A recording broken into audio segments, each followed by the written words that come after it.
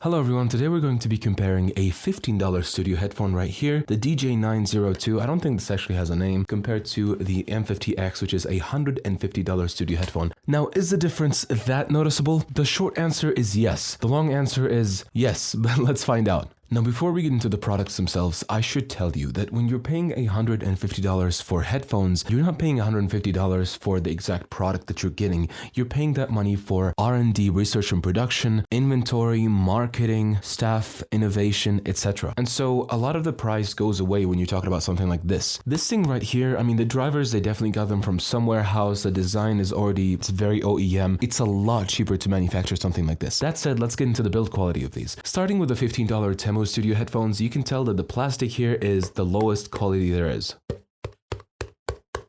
It feels really hollow inside, as if there's really nothing there. It's kind of flexible, but only to a certain degree. The headband is fine. The ear cushions do look padded, but this is one of the worst, most harsh padding I've seen on a studio headphone. The cable is sitting right here, which is usually not an issue, but you can see how light and flimsy this cable is, and it can definitely be torn really quickly. Getting over to the M50X, it's also made out of plastic, but this has to be the highest quality plastic I've ever seen. This thing feels incredibly tough. It is very portable, as you can see, and it handles throws and drops and all sorts of stuff. It's one of the most rugged studio headphones out there that I know of, and I really like it for that. So in terms of build quality, this gets an 8.5 out of 10. This gets a maximum of 2 out of 10, and I'm being really generous. Now, in terms of sound quality, when you're buying a studio headphone, what you want to get is either a very accurate sound that's going to be for mixing, or a very pleasant sound and a clear sound, so whenever you're monitoring or recording and you have the headphones on, you can hear your voice very clearly. Now, this headphone right here, this piece of garbage, provides neither of those things. This thing has nothing but muddy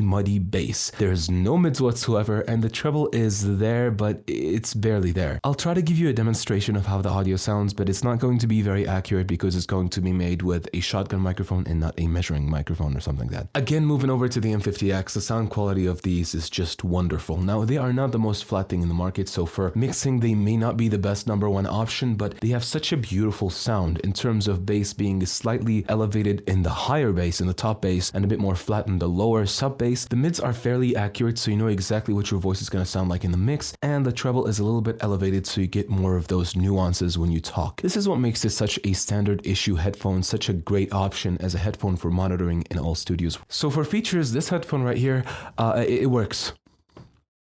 It makes sound. There's audio that comes out of this. However, for the M50X, these headphones are highly portable. They can be squashed down like this. They have incredible real leather right here when it comes to the padding that is going to be very plush. You can hear it actually. The cable is removable, and it has a locking mechanism like I described in the other video, which is quite nice if you just want to tug on the headphone without it actually dropping away. Now, this headphone also actually has a removable cable. You can put it back, but you can remove it, and I suggest you do. If it's not obvious by now, this is a complete piece of garbage, and it sounds really bad. So although it's only 15 bucks, I still wouldn't recommend this to literally anybody. In fact, if you have 15 bucks and you're looking for something to use for studio monitoring, use a thing that actually has monitoring in the name. These, for example, are the KZ Saga IEMs, and these sound a lot better. They have a lot more warmer bass that is actually clean. They fit a lot better. They feel really good in the ears rather than something like this. Also, they almost weigh the same, surprisingly. Now for the sound test, and as I said, it's not going to be very accurate, but this is my best representation, and I hope that you can tell a little bit by how that sounds.